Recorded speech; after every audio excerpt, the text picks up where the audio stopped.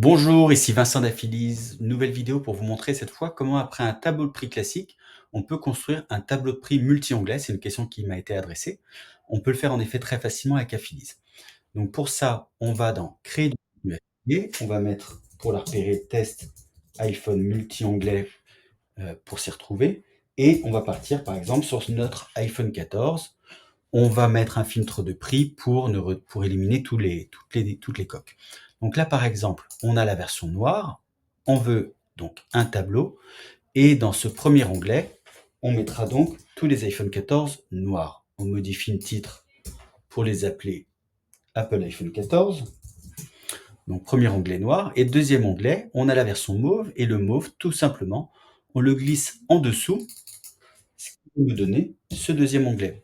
On vérifie en validant, et là on a bien un tableau qui s'est créé avec deux visuels qui se mettent d'ailleurs à jour de manière dynamique quand on clique sur l'onglet en question. Alors attention à l'usage de ces onglets parce que couramment les gens vont plutôt aller sur le premier onglet. On va dire qu'il va concentrer 80% des efforts.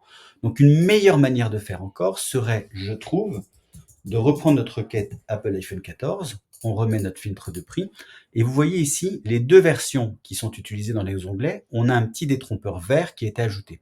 Donc là, moi, je créerai un troisième onglet dans lequel je remets mon noir et mon mauve. Cette fois-ci, je les concatène au sein du même onglet, et cet onglet, je l'appellerai tout coloris.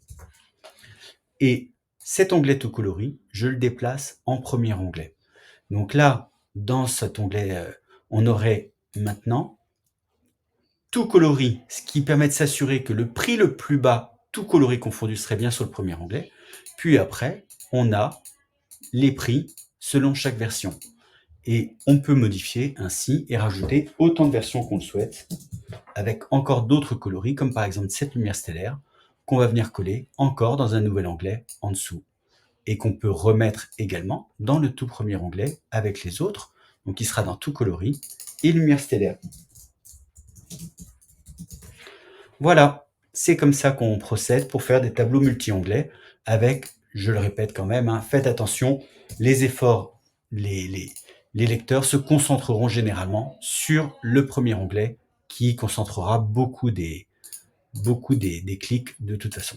Je vous souhaite une excellente journée, à bientôt.